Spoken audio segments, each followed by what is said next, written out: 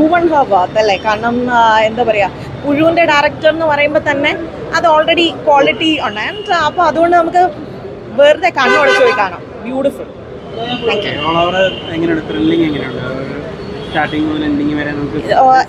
എനിക്ക് first half ഭയങ്കര ഇഷ്ടപ്പെട്ടു.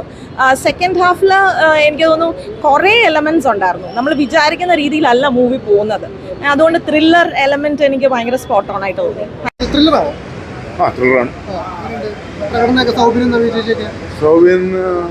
നമുക്കറിയാലോ, സൗബിൻ, നവ്യ എല്ലാവരും നല്ലപോലെ പെർഫോം ചെയ്യുന്ന ആർട്ടിസ്റ്റാണ്. പെർഫോം ചെയ്തിട്ടുണ്ട്. ത്രില്ലറാണ്, എല്ലാം ഉണ്ട്. ഫാമിലി ഓറിയന്റഡ് ആണ്. So good movie, watchable movie.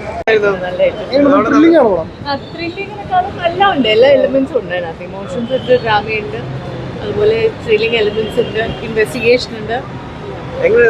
പ്രകടനമൊക്കെ എങ്ങനെയുണ്ടായിരുന്നു? എല്ലാം ഭംഗിയായിട്ട് നല്ല വൃത്തിയായിട്ട് ഉണ്ടാക്കിയിരിക്കുന്നത്. Super movie.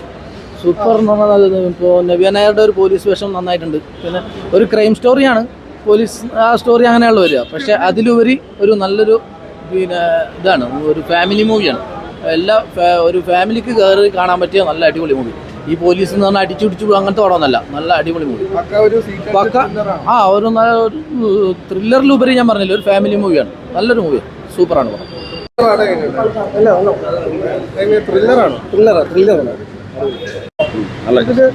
ആക്ഷൻ വൈസ് എല്ലാം വളരെ അടിപൊളിയാണ്. എല്ലാം വളരെ ഇത്തിരി കാലം കൊണ്ട് നന്നായിട്ട് കാണാൻ പറ്റും. വളരെ അടിപൊളി ത്രില്ലറാണ്. അടിപൊളി, അത് കാണാത്ത ത്രില്ലറാണ്.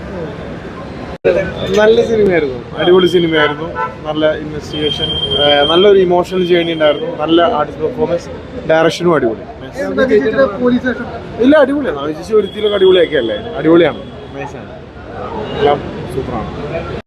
അതെ, ക്ലൈമാക്സ് ആക്ച്വലി നമ്മൾ പ്രെഡിക്റ്റ് ചെയ്ത പോലെ അല്ലായിരുന്നു, പക്ഷെ എന്നാലും ഇഷ്ടപ്പെട്ടു. അതാണല്ലോ ക്ലൈമാക്സ്. Thank you.